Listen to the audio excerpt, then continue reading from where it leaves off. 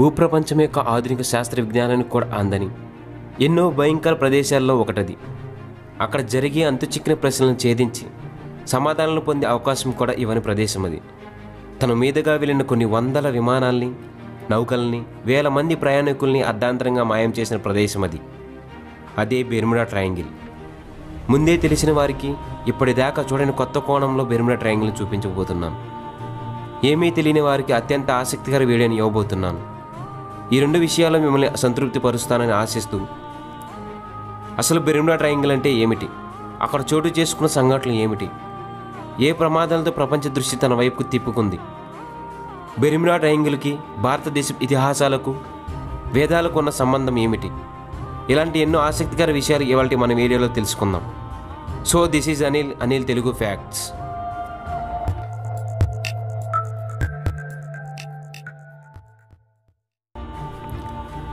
అది 1492 అక్టోబర్ 11. ప్రపంచ ప్రఖ్యాతి చెందిన అన్వేషకుడు క్రిస్టోఫర్ కొలంబస్ తన మొదటి ప్రయాణంలో తన సిబ్బందితో పాటు ఉండగా అర్ధరాత్రి ఏదో వింత కాంతిని చూశామని, అది సముద్రం నుంచి లేచి ఆకాశంలోకి వెళ్ళిపోయిందని, అంతేకాకుండా అక్కడ బెర్ముడా ప్రాంతంలో వాళ్ళ దిక్సూచి అంటే మ్యాగ్నెటిక్ కంపాస్ చాలా వింతగా ప్రవర్తించిందని, సముద్రాన్ని అంత భయంకరంగా మురిపెన్నడూ చూడలేదని తన పుస్తకంలో రాసుకున్నాడు. ఉత్తర అట్లాంటిక్ మహాసముద్రంలో పడమర దిక్కున ఉన్న ఫ్లోరిడా, ప్లూటోరికా, బెర్ముడా అనే 3 ప్రాంతాల మధ్య ఉన్న ఈ ప్రదేశాన్ని బెర్ముడా ట్రయాంగిల్ అంటారు. ప్రచారంలో ఉన్న కథనాల ప్రకారం ఈ ప్రాంతం 13 లక్షల నుంచి 40 లక్షల చదరపు కిలోమీటర్ల వరకు విస్తరించి ఉంటుంది. అయితే ఈ ప్రదేశం మీదుగా వెళ్ళిన ఎన్నో నౌకలు, విమానాలు అంతుచిక్కకుండా ఆనవాలు కూడా లేకుండా అదృశ్యమైపోయాయి. సంవత్సరానికి దాదాపు 60 ఓడలు, 5 విమానాలు మాయమవుతూ వచ్చాయి. అలా బెర్ముడా ట్రయాంగిల్ బలైందే ఈ యుఎస్ఎఫ్ సైక్లోప్స్. అమెరికా చరిత్రలో యుద్ధం చేయకుండా అధికంగా సైనికులను కోల్పోయిన సంఘటన. యుద్ధ పరికరాల్ని, వాటిని తయారు చేసే సామాగ్రిని, సైనికుల్ని, ఇంధనాన్ని తీసుకువెళ్లే సైక్లోప్స్ ఆయుధాలు తయారీకై 8,000 టన్నుల మాంగనీస్ మిశ్రమ లోహంతో పాటు 306 సైనికులతో ఫిబ్రవరి 16, 1918 సంవత్సరంలో బ్రెజిల్ నుంచి ప్రారంభమైంది. అయితే అనుకోని సంఘటనలతో, అనుకోని పరిస్థితులలో తన దిశను బెర్ముడా వైపు మార్చుకున్న సైక్లోప్స్ బెర్ముడా ట్రయాంగిల్ని చేరగానే అదృశ్యమైంది. ఇన్ని ప్రయత్నాలు చేసినా, ఎంత గాలించినా అంత పెద్ద సైక్లోప్స్ ఎలా మాయమైందో ఎప్పటికీ తెలియలేదు. సైక్లోప్స్ ఎలా మాయమైందో ఆ దేవుడికే తెలియాలి అని అప్పటి అమెరికా ప్రెసిడెంట్ అయిన విల్సన్ ఇచ్చిన స్టేట్మెంట్ అందరినీ మరింత ఆశ్చర్యపరిచింది. ఆ తరువాత 1945 డిసెంబర్లో జరిగిన మరో ప్రమాదం బెర్ముడా ట్రయాంగిల్ మరింత ప్రసిద్ధి చెందిన రహస్యమైన ప్రాంతానికి చేసింది. అదే ఫ్లైట్ 19. 5 గ్రమెన్ TBM అవెంజర్ ట్రపెడో బంబర్స్ సైనిక శిక్షణకై 14 మంది సైనికులతో పాటుగా బయలుదేరాయి. వాళ్ళు ఫ్లోరిడా నుంచి గ్రాండ్ బహామా మీదుగా మళ్ళీ ఫ్లోరిడా రావాల్సి ఉంది. 2,500 గంటల పాటు విమానం నడపడంలో అనుభవం ఉన్న చార్లెస్ టైలర్ నాయకత్వంలో విజయవంతంగా గ్రాండ్ బహామా చేరుకున్నారు. సరిగ్గా అప్పుడే ప్రధాన కార్యాలయానికి ఒక రేడియో ప్రసారం వచ్చింది. అందులో, మేమెక్కడున్నామో మాకు తెలియదు, మేము దారి తప్పిపోయాము, మా కంపాస్లు ఏమీ పనిచేయటం లేదు, మా పరికరాలని వింత వింతగా ప్రవర్తిస్తున్నాయి, ఏవో రకరకాల కాంతులు చూస్తున్నాము అని వచ్చింది. అయితే దానికి రెస్పాండ్ అయిన హెడ్ క్వార్టర్స్ వాళ్ళు సైనికులు ఎక్కడ ఉన్నారో చెప్పవలసిందిగా, వారి చుట్టుపక్కల ప్రదేశాల గురించి చెప్పవలసిందిగా చెప్పారు. దానికి బదులుగా, మేమెక్కడున్నామో మాకు తెలియడం లేదు, కానీ మేము ఫ్లోరిడా రావడానికి ప్రయత్నిస్తున్నాము, కానీ రాలేకపోతున్నాము, మా కింద భూభాగం ఉంది కానీ అది ముక్కలైపోయింది, సముద్రం అంతా పచ్చగా ఉంది, కాదు తెల్లగా ఉంది, కాదు పచ్చగా ఉంది అని ఆఖరి మెసేజ్ని టైలర్ పంపించాడు. వెంటనే సహాయం కోసం PBM ఫ్లైట్ని 13 మందితో పంపించింది అమెరికా. ఆశ్చర్యం ఏంటంటే ఈ ఫ్లైట్ కూడా తిరిగి రాలేదు. దాదాపు 250 విమానాలతో రోజులు తరబడి కొన్ని లక్షల కిలోమీటర్ల వరకు వెతికినా ఏమీ తెలియలేదు. ఇది అంతా బెర్ముడా ట్రయాంగిల్ వల్లే జరిగిందని అందరూ అనుకుంటున్నా, కొంతమంది మాత్రం పైలట్స్ తప్పెదమని, లేదంటే ఇంధనం అయిపోయి ఉండటం వలన కూలిపోయి ఉంటాయని కొట్టెపడేస్తుంటారు. 2,500 గంటల అనుభవం ఉన్న చార్లెస్ తప్పు చేశాడే అనుకుందాం. మరి మిగిలిన 4 ఫ్లైట్స్ ఏం తప్పు చేసి ఉంటాయి? వాళ్ళ సహాయం కోసం వెళ్ళిన పీబీఎం పైలట్స్ ఏం పొరపాట్లు చేసుంటారు? వీళ్ళకి కూడా ఇంధనం అయిపోయిందంటారా?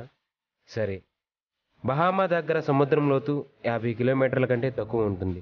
ఇంధనం అయిపోయి కూలిపోయి ఉంటే కనీసం శకలాలైన దొరుకుండాలి.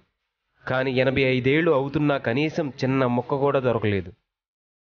అలాగే మరో సంఘటన 1970 డిసెంబర్ 4న చోటు చేసుకుంది. బ్రూస్ గెనాన్ అనే వ్యక్తి బహామా నుంచి మయామికి తన తండ్రితో పాటుగా తన విమానంలోనే వెళ్తున్నాడు. తన పరికరాలేమీ పనిచేయలేకపోవడం, మ్యాగ్నెటిక్ కంపస్లు వింత వింతగా ప్రవర్తిస్తుండగానే ఎదురుగా ఉన్న మేఘాలు సొరంగంలా తెరుచుకున్నాయి. అందులోకి వెళ్ళగానే ఆ సొరంగం మొత్తం గడియారం ముళ్ళకి వ్యతిరేక దిశలో తిరగడం మొదలుపెట్టింది. మరోవైపు భయంకరమైన మెరుపులు భయపడుతున్నాయి. కాసేపటికి దట్టమైన పొగని దాటుకుని వారు బయటపడ్డారు. ఎదురుగా చూస్తే మయామి. ఆశ్చర్యం ఏంటంటే 1.5 గంటల పాటు పట్టే ప్రయాణం వాళ్ళకి కేవలం 40 నిమిషాల్లోనూ పూర్తి చేశారు. కానీ ఇదంతా కేవలం కట్టుకథే అని, వాళ్ళు అల్లినదేనని కొట్టిపడేసేవారు ఉన్నారు. అయితే బ్రూస్ గెనాన్ అబద్ధం చెప్పాడే అని అనుకుందాం.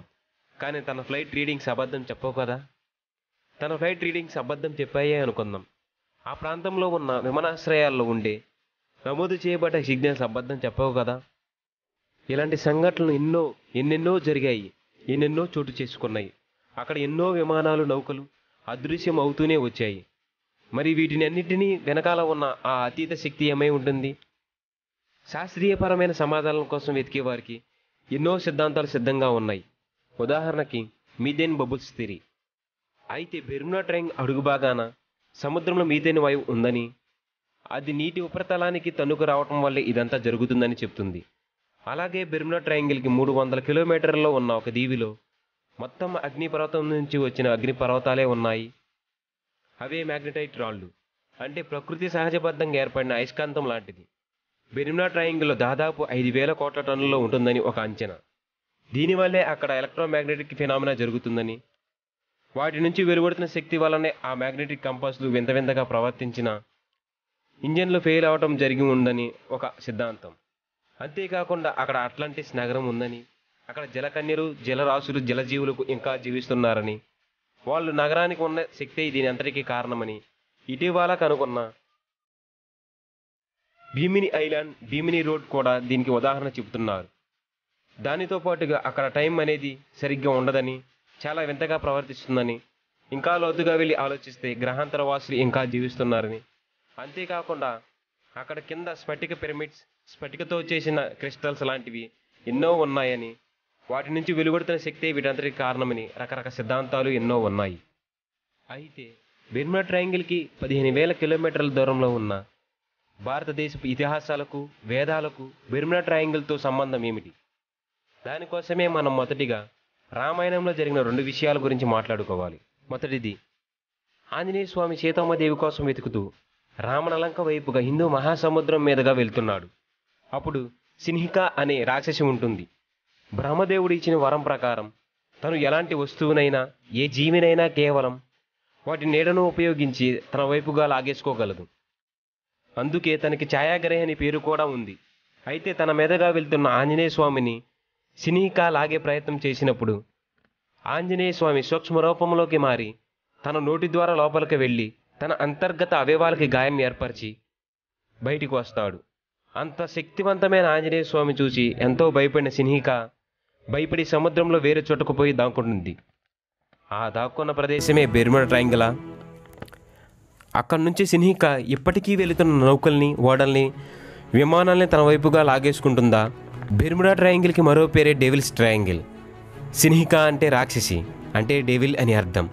అలాగే రామాయణంలో జరిగిన 2వ విషయం, రావణాసుడి యొక్క కఠోర తపస్సుకు మెచ్చిన పరమేశ్వరుడు ఒక శక్తివంతమైన మణిని ప్రసాదిస్తాడు. ఆ మణి రావణాసుడి కడుపు భాగంలో ఉన్న అమృతాన్ని అయిపోకుండా ఎప్పటికప్పుడు మళ్ళీ సరఫరా చేస్తూనే ఉంటుంది. అయితే రావణాసుడిని వధించాల్సిన సమయం వచ్చినప్పుడు పరమేశ్వరుడు తానే స్వయంగా రావణుడి యొక్క భార్య అయిన మండోదరి సహాయంతో ఆ మణిని దక్షిణగా తీసుకుంటాడు. రాముడు రావణుడిని వధించాడు. ఇప్పుడు ఆ మణిని ఏం చేయాలి అనేది అసలైన ప్రశ్న. ఎందుకంటే శివపురాణం ప్రకారం శక్తి అనేది ఒక చోట నుంచి మరొక చోటుకు మారాలి. లేదంటే ఆ శక్తిని ఆ గ్రహంలో ఉన్న ఏదో ఒక వస్తువులో ఆధ్యాత్మిక ప్రక్రియ ద్వారా నిక్షిప్తం చేసి ఉంచవచ్చు.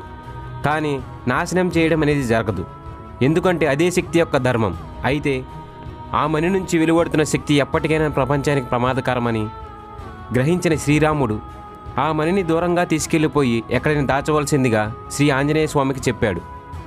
ఆంజనేయ స్వామి ఆ మణి యొక్క ప్రభావాన్ని తగ్గించి ఎవరికీ దొరకకుండా ఉండాలని చెప్పి సముద్ర లోతుల్లో పాతాళంలో దాచాడు. ఆ దాచిన ప్రదేశమే బెర్ముడా ట్రయాంగిల్. అక్కడ నుంచి ఇంకా వెలువడుతున్న శక్తి ఇప్పుడు జరుగుతున్న ప్రమాదానికి కారణమయ్యే అవకాశం లేకపోలేదు. ఇక మూడవది భారతదేశపు వేదాలు. వేదాల ప్రకారం అంగారకుడు అంటే మాస్ అంటే కుజుడు, భూమికి పుట్టినవాడు. భూ అంటే భూమి, జ అంటే నుంచి జన్మించిన అని అర్థం. అయితే అంగారకుడు భూమికి జన్మించే సమయంలో భూమికి త్రిభుజాకారంలో ఒక దారుణమైన గాయం ఏర్పడింది. ఆ గాయాన్ని నయం చేయడానికి అశ్విని దేవతలు ఆ త్రిభుజాకారంలో ఉన్న గాయం లోపలికి ఇనుములాంటి లోహాన్ని పోసి ఉంటారు. మీకు గుర్తుందా, ఇందాక మనం బెర్ముడా ట్రయాంగిల్ కింద 5,000 కోట్ల టన్నుల మ్యాగ్నెటైట్ మిశ్రమం ఉందని మాట్లాడుకున్నాం. అయితే అశ్విని దేవతలు పోసిన లోహం ఇదే అయి ఉండొచ్చు. అంతేకాకుండా ఈ గాయం జరిగిన సమయంలో భూమి తన స్థానంలో నుంచి 23.5 డిగ్రీల కోణంలో జరిగింది. ఆశ్చర్యకరంగా బెర్ముడా ట్రయాంగిల్ కూడా ఇప్పుడు అన్ని డిగ్రీల కోణంలో జరిగి ఉంది. అయితే ఇక్కడ జరుగుతున్న ఈ వింత పరిణామాలకు ఈ బెర్ముడా ట్రయాంగిల్కి ఇవే కారణం అవడానికి అవకాశం లేకపోలేదు. ఇప్పటిదాకా చెప్పిన వాటిలో ఏదో ఒకటి బెర్ముడా ట్రయాంగిల్ వెనకాల నిజమైన కారణమయ్యే అవకాశం ఉంది. కానీ నిజానికి ఏదీ నిరూపించబడలేదు. భారతదేశ ఇతిహాసాల్ని, వేదాల్ని నమ్మి పూజించే వారికి ఇప్పటిదాకా చెప్పినవి నిజం అనిపించే అవకాశం ఉంది. అలాగే శాస్త్రీయపరమైన సమాధానాల కోసం వెచ్చి చూసేవారికి అంతకుముందు చెప్పినవే నిజమైన అవకాశం ఉంది. ఇంకొందరికి ఇవేవీ కాదు, మరేదో రహస్యం దాగి ఉందని అనుకోవచ్చు. అయితే ఎవరి వ్యక్తిగత భావన ప్రకారం ఎవరి అభిప్రాయాలు వారివి. మన అభిప్రాయాలు మనకున్న, ఒకరి అభిప్రాయాలని ఒకరు గౌరవిద్దాం. సో ఇది ఏటీఎఫ్ ఫస్ట్ అనాలిసిస్. ఈ వీడియో మీకు నచ్చినట్టయితే కనుక లైక్ చేయండి. మీ వాల్యుబుల్ సజెషన్స్ ఏమైనా ఉంటే కామెంట్ బాక్స్లో తెలియచేయండి. ఈ వీడియో మిమ్మల్ని ఎగ్జైట్ చేసి ఎక్కువ ఇన్ఫర్మేషన్ ఇచ్చిందనిపిస్తే మీ ఫ్రెండ్స్తో షేర్ చేసుకోండి. సపోర్ట్ చేయాలి అనుకుంటే సబ్స్క్రైబ్ చేసుకోండి. ఇలాంటి మరిన్ని వీడియోల కోసం ఎదురు చూడండి.